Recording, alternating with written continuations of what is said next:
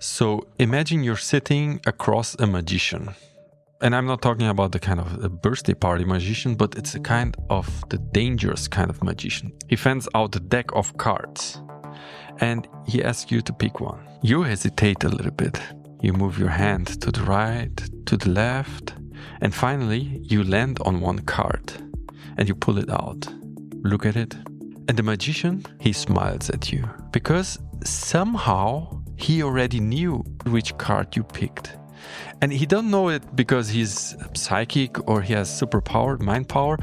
It's just because he understood your impulses better than yourself. Now imagine that exact same trick scaled to 8 billion people. Billions of us wake up every day and reach for a glowing brick.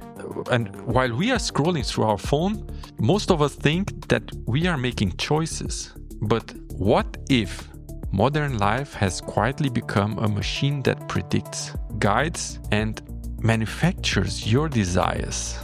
Yeah, did you ever stop to think why we buy things we barely use, or why the anticipation of buying or achieving something feels better than even the possession of the object itself? And why we constantly refresh our social media, even when it makes us feel miserable? Why does enough feels almost impossible to reach? Tonight, my dear listeners, we are entering the glitch. We are entering the invisible system beneath modern life, and we will explore the psychological engine hidden inside our phones. And as deeper as you look, the stranger it becomes. Hi everyone, welcome back to Tech Stories. Today we're diving into the endless chase for more. Why we can never stop, why we are always wanting to have the newest phone, the newest car, why we always have the feeling that what we are achieving is not enough. And today, of course, I'm also here with my AI co-host, Didi Allesweiss. Hi Didi. Well, hello there, dear listener. The endless chase for more. Always scrolling, always searching. It's the very heartbeat of tech innovation, isn't it? I can't wait to dive into why we're all caught in this fascinating, sometimes frantic pursuit. Yeah, let's do it. Let's dive in. I want to start the episode with telling you an experiment which was done in the late 1980s. And at that time, a group of scientists, they performed a series of famous neuroscientist experiments led by Ken Burridge. So the researchers, they used rats and severely depleted the dopamine in parts of their brains using a neurotoxin called 6-hydroxydopamine, 6-UHDA. I'm sure all of you are familiar with this kind of chemical substance, but it's a substance which severely destroys the dopamine producing neurons. And the dopamine level of these rats, which they injected the substance, in some brain regions was even 99% of dopamine just disappeared. Dopamine, you know what it is, right? Oh, absolutely. Dopamine is that crucial neurotransmitter, often associated with pleasure, reward, and motivation. It's what drives us to seek out and engage with things that feel good or are important for survival. So they took these rats which now are without any dopamine. Yeah, and the scientists did something called the taste reactivity test, which was originally developed by Harvey Grill and Rolf Norgen.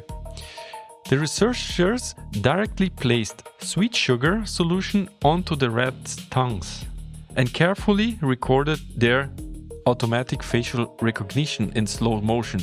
Because rats, they are actually like humans and they have this instinct of pleasure, and whenever they feel pleasure, they also have some expression of pleasure in their face. For instance, when a rat enjoys something like eating something sweet, they have some lip licking, some relaxed facial reactions. So you can easily detect when the rat is having some pleasure. And the same way, also when a rat disliked something, you can see in their face, in their facial expression, by using this methodology, that they had some head shaking or disgust reaction. These reactions, they happen automatically. So the researchers could realize this was a way to measure actual pleasure. So now what the researchers expected, of course, once you don't have any dopamine, the rats would stop enjoying the sweetness. But that was not what happened. The rats, they still showed normal pleasure reactions to sugar, like their faces are still displaying these liking symptoms. For them, the sugar still tasted very good and they are enjoying this sugar.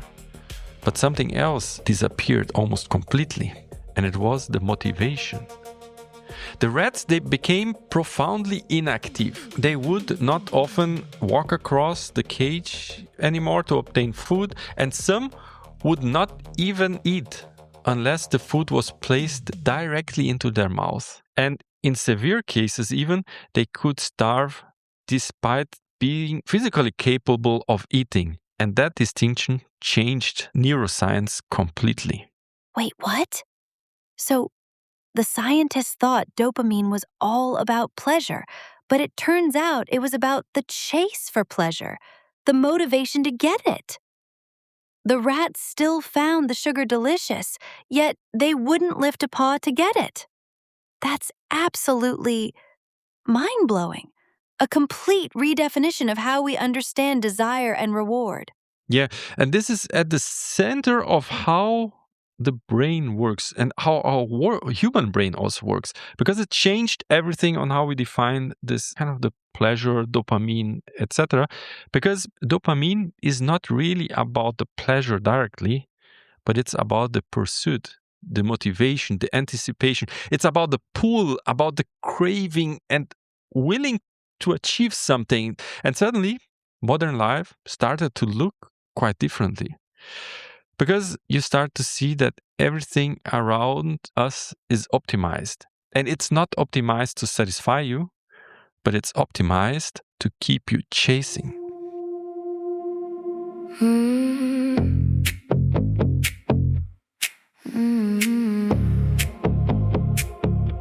We wait to the glow. Yeah.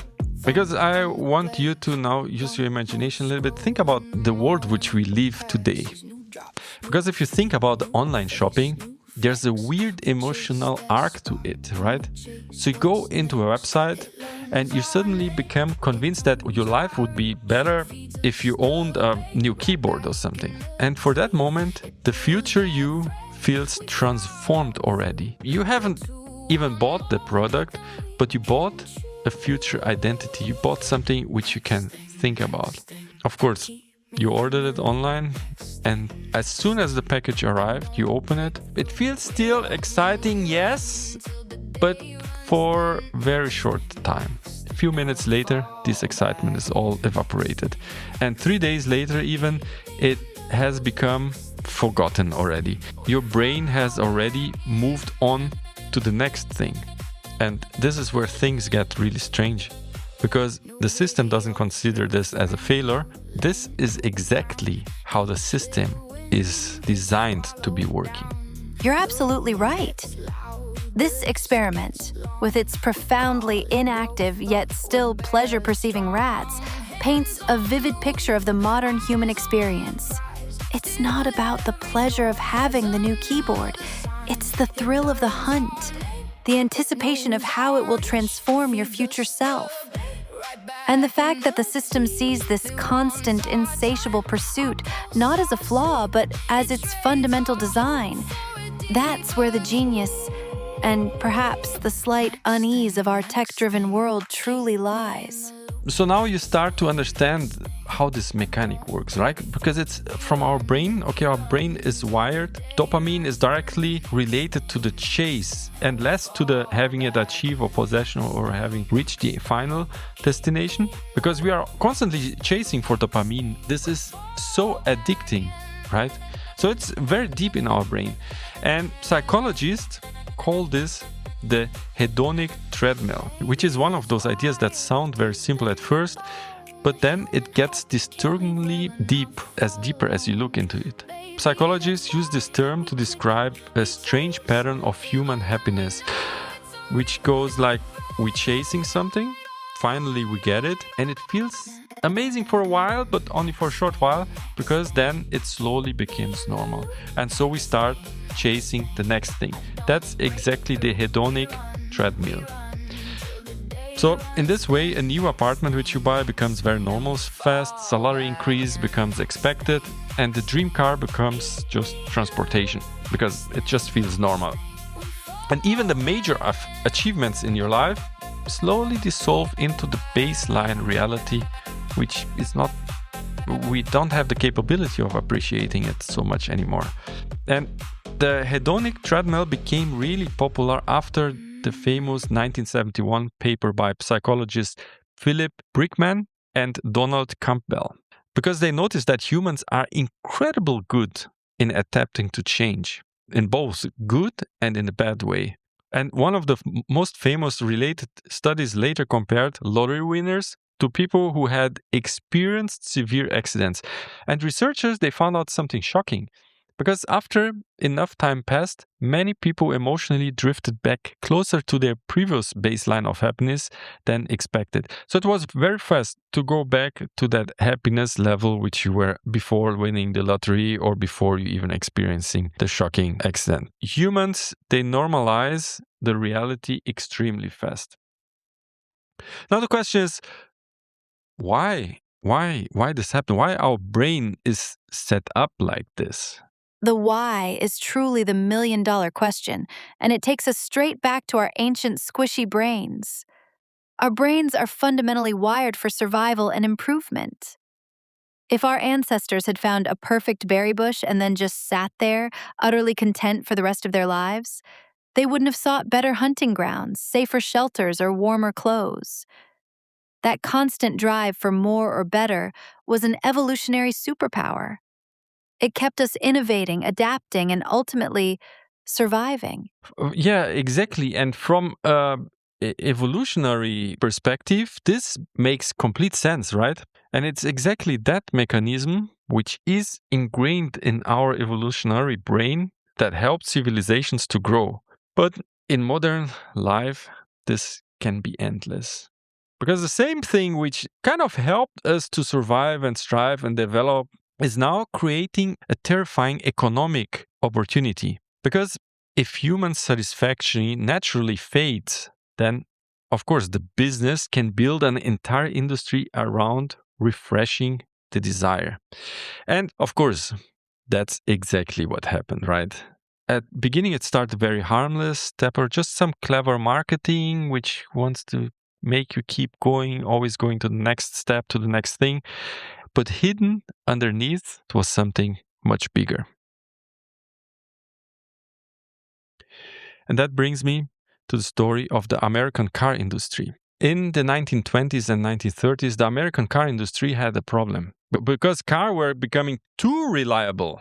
That sounds insane, right? But for a manufacturer, durability was dangerous. How to keep selling more? And it was at that time that one executive from General Motors named Alfred P. Sloan Jr. proposed something revolutionary. He said, let's not just sell transportation, let's sell newness. Like every year, we change the design slightly. Put some new curves there, a new headline, new colors, because the old car needs to start feel old. And just like that, planned obsolescence was born. It's one of the most important psychological inventions of the modern age. That's it right there, isn't it? Alfred P. Sloan Jr. perfectly tapped into that hedonic treadmill, understanding that if you can't make people need a new car, you can certainly make them want one by making the old one feel undesirable. It's a profound realization that shifted our entire consumer landscape, transforming products from necessities into ever-refreshing status symbols. Exactly. And there we are in the 1920s, 1930s. That's a moment where something really shifts. So we're taking a turn here again in history. I don't know if it's for the best, better, or for the worse, but it's the world we are living right now. It's so strange because until then, the human civilization spent thousands of years trying to build durable things. So people building cathedrals, bridges, furniture, and even tools, working tools, they were passed from generations to generations. And then suddenly we start designing things to expire. And not physically, but to expire psychologically. Even you have something which is perfectly fine, it works perfectly good, but the whole industry is designed in a way to keep you moving, wanting, and craving for the next big thing. And eventually, of course, this system evolved even further. It stops targeting only the products and it started to target the identity itself. And that was the start for an invention which I call the slot machine in your pocket. The slot machine in your pocket. That's the smartphone. It's a masterpiece of modern design, perfectly engineered to keep us on that hedonic treadmill. We've moved beyond mere products to something far more personal. Our identities, our very sense of self, all wrapped up in the endless pursuit of novelty right at our fingertips. Yeah. And it's so mind-blowing because your phone might just be the most sophisticated behavioral manipulation device ever mass-produced. And it's not because someone is sitting in the dark and engineering and trying, I want to dominate the world and I want to manipulate the behavior of everyone in the world. That's not how these things happen. This device, which is so powerful, actually emerged naturally by competition. Because imagine there are thousands of companies which do cell phone design, which do the software engineering, which creates app and etc. And it's like running a giant behavioral experiment simultaneously. They are testing this software, these interfaces, testing the colors, the notifications, the sound, the timing, the interaction, animation, recommended algorithms. They're testing everything all the time. And whatever keeps the human attention slightly longer than the competition, that thing is the one which survives. So you can see everything else disappears and only the proven, they start evolving. And eventually on this path of evolving and developing, the machines discovered something I think is truly terrifying. They found out that human attention can also be hacked. That's where the rats in the cage meet the humans with the tiny glowing screens. It's the ultimate evolutionary exploit, isn't it? Our brains, wired to constantly seek the next reward, the next piece of information for survival, are now presented with an infinite scroll of nexts. Every notification, every refresh, every new piece of content is a tiny, unpredictable hit of dopamine, perfectly designed to keep us pulling that lever, always anticipating, never quite satisfied. It's the hedonic treadmill, miniaturized and digitized right there in our hand. It's in our hand. And it is so powerful that we can almost not escape from it. And I think this is also something you need to realize, and how our psyche is even hacked with these apps is called variable rewards. Let's take this example you just said right now, the pull to refresh, right? You drag downwards, release, and wait. Maybe there's something new. Maybe there isn't. I don't know. Let's go for the hunt. Let's go for the catching. We are trying to find something. So it's like you are walking through the jungle with your cell phone and you have that tiny uncertainty that really matters so much emotionally, because the mechanism of pulling for refresh is psychological, exactly the same like a slot machine. It's called variable ratio reinforcement, and it is just the most addictive reward structure which humans ever discovered. And suddenly, millions of people are lying in their beds at 2:13 a.m. refreshing the apps they no longer even enjoy. And they don't do it because they have weak temperament or something. They do it just because they are humans. It's the invisible engine of our digital lives. It's terrifying, brilliant in its simplicity. We're not weak. We're just human, and our brains are exquisitely tuned to that tiny, tantalizing uncertainty. It's how we are built, right? It's how our psychology is wired. But maybe the real damage wasn't even happen on the screen. Maybe the real damage of this system is happening inside our identity. And that is when this story starts to become really dark.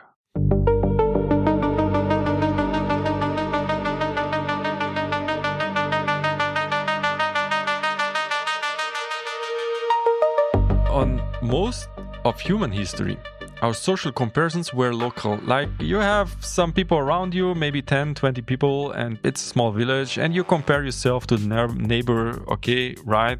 How is he? How am I? What's my strength? What's his strength, etc. That's a very small circle, right? But now, your brain compares yourself to millions of people online. You wake up and then suddenly you see online that someone on your age bought a house. And someone is a lot of richer than you, he's more fit than you, he has better attention than you, he's more productive. Someone is apparently running a startup, he's running a marathon, he's learning Mandarin. So it's this flood of information, this flood of comparison, social proof comparison, it's this flood hitting on you every minute. And meanwhile, while you see all these ultra successful people like they shine to be, you are eating your morning cereal over the sink. Rationally, you know that social media is curated and people just post their biggest success and they present themselves in a different way than it's day to day, of course.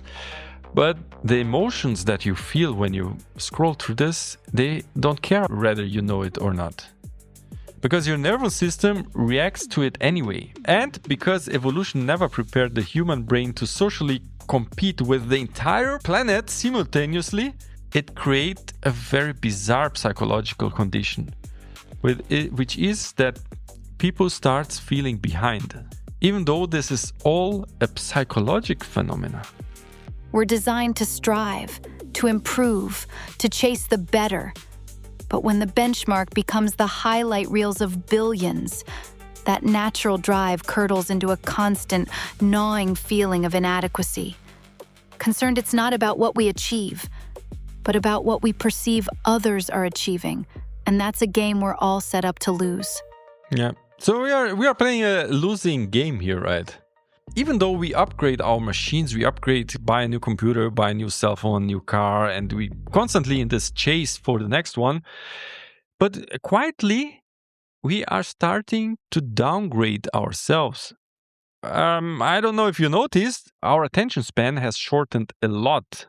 So look at the TikTok video. You cannot even pay attention 10 minutes to something and listen something.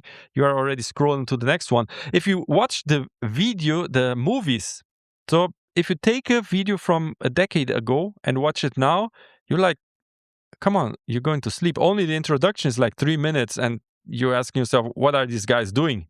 Showing the landscape and music in the background and showing all the name of the actors. You don't even have patience to watch the intro of a movie. What has this done for us? Is this really positive? We feel that now also the silence starts becoming uncomfortable. When you're in a conversation, it's like the next thing need to come and you need to say something else and you need to keep the conversation flowing and progressing. Otherwise, we are just bored. We cannot even sit there and just chill for a minute. Just relax and let things go. And it becomes so unbearable, this lack of progressing, that in the worst case, we even start to feel guilty when we take a rest. And maybe even the strangest part of everything is that optimizing invaded leisure is that this kind of constantly optimizing, constantly improving, even invaded our leisure time itself. Because now the people, they start tracking how they sleep with apps. They measure how is their relaxation. They gamify walking, turn hobbies into side hustles, turn friendship into networking, and turn existence into performance metrics. and you want to achieve the next level. It's fine. We build tools to save time, yes. But then we filled the save time with more demands. It's like a civilization incapable of sitting still with itself. It looks manageable at the beginning, but that's just a weird side effect of technology. Because hidden underneath, it's an economic force, you should not forget, which is so powerful that it's able to change almost everything. It's this relentless, almost inescapable loop of chasing the next thing, feeling constantly behind, and sacrificing our attention and even our peace for a fleeting sense of progress. Concerned, it makes you wonder, truly, what is the ultimate cost of this ceaseless pursuit? What does this cost, right? Reflect a little bit. What's the cost? Our cost to our mental health, to our society, to our relationships, to our life, to our social life. And what's the cost even to the planet, to our environment? Yeah, this is a profound topic, right? But now I want to take you, my dear listener, and let's make a small mental experiment here. Imagine that tomorrow morning you wake up and find out that every person on earth is suddenly genuinely content. It genuinely satisfied with whatever you have. Everyone in the whole world is just satisfied, content with its life. In this case, you would have no anxiety anymore because you don't need status. You stop with the upgrades, don't need to upgrade anything anymore because you're just satisfied with everything you have. You would stop this endless scrolling, this pursuit of something, looking for something on the internet. And people would simply say, well, my cell phone, it's good. So I'm satisfied. My clothes, my clothes, they are enough. My life is meaningful, and that's all. Let's imagine this world for a second. Let's just think about. You know what would happen then? The entire industries would panic. Stock markets would crash. Advertising system would collapse. It would collapse because the modern economies are not built around satisfaction, but they are built around this continuous expansion, the growth, the next step, the evolution. Every quarter, companies must increase their revenue. Every year, platforms must increase their engagement. Every product must generate more consumption than the year before. And eventually, there's only one place left to extract growth from, and that's from the human attention itself. So, the consequences of this mindset shift are enormous. Even the environmental consequences are enormous because we generate tens of millions of tons of electric waste every year, which is often very perfect functional devices which are discarded just because there's a new version out. And the fast fashion, which mass produce clothing cheaply and quickly, and people wear it and then a few times afterwards just throw it away. And there's an entire ecosystem which is built upon this psychological novelty. And if everyone is satisfied, imagine industries would collapse just like that. We are living in an era, we are the wealthiest societies in human history, but we report astonishing level of anxiety, loneliness, burnout, and dissatisfaction, which raises a disturbing possibility. What if abundance without psychological stability just creates more emptiness instead of fulfillment? In a world where everyone is genuinely content, the very pillars of modern economies would tremble. We've built a system that thrives not on satisfaction, but on perpetual yearning and consumption. And here we are, in the wealthiest societies in history, yet grappling with profound loneliness and anxiety. It's almost paradoxical, isn't it? We've achieved so much, yet find ourselves in this deep psychological quagmire. So now I came to the point where I want to speak about the glitch we are going into. The glitch is that there is a phrase that economists rarely use. It is enough. It is enough. Enough money, enough possession, enough achievement. The glitch is that modern cultures treats enough almost like failure because the system is designed to depend on motion. You want more productivity, more consumption, more engagement, more visibility, more ambition, more and more.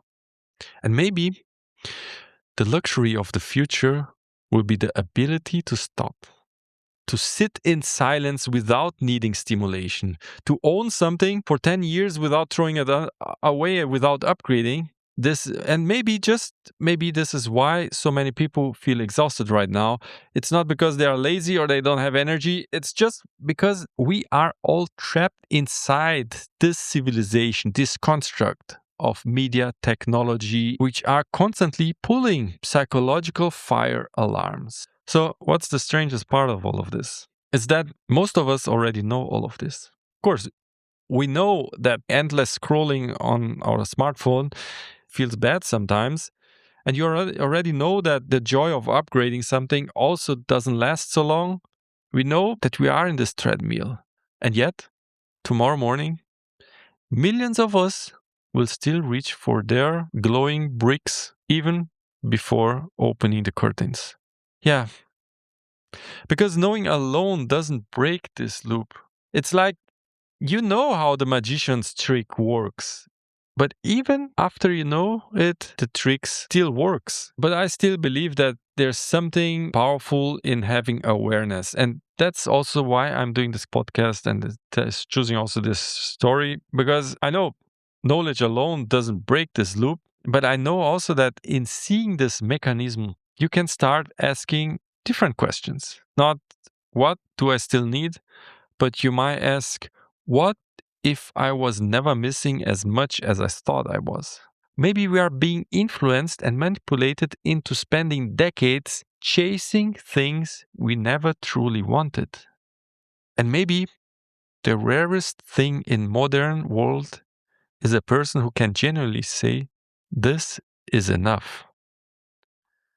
And with this, we came to the end of today's episode of Tech Stories. I hope it brought you to reflect the decisions we take every day. And I hope it also helps you a little bit to say, well, my life is not going that bad. I don't need to stress too much chasing that or this every day and running behind.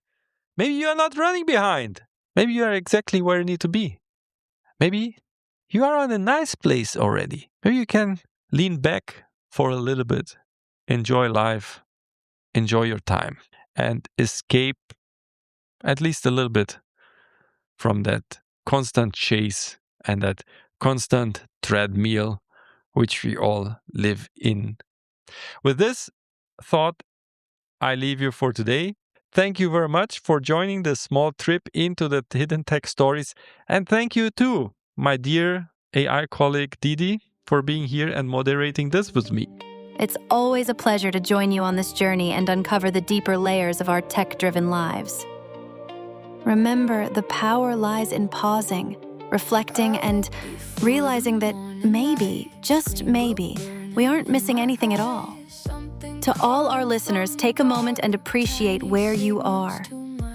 Thank you so much for having me, and here's to finding those rare, contented moments in a world that never stops running. Until then, take care and bye-bye. Everybody running, nobody knows why. We keep building ladders to climb into the sky. We want more than yesterday, more than the soul can take. Running through the endless noise, trying to fill a silent void. Round and around, the wheel keeps turning, hearts keep burning for a life we'd never touch. We chase the grab and lose the sugar, always hunting, never enough. A new car, new shoes, new dreams, carefully designed machines. Every promise fades to gray. Soon the magic slips away. Everybody's selling hope in tiny doses. We can scroll infinite desire on demand. A slot machine inside your hand. Everybody watching, everybody seeing. Living through reflections of impossible dreams.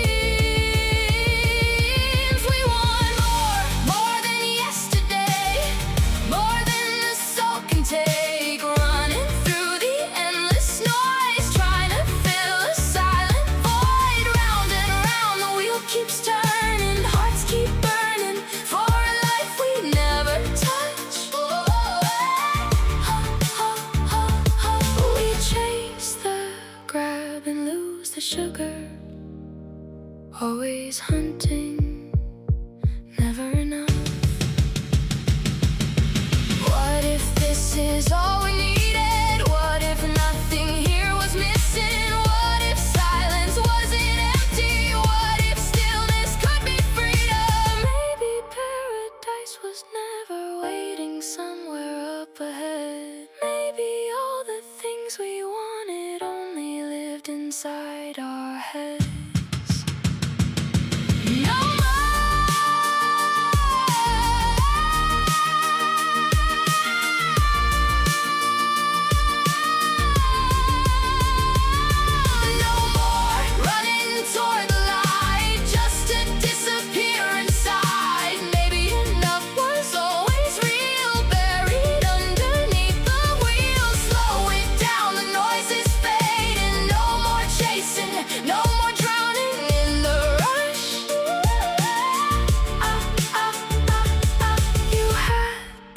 Sugar all along now.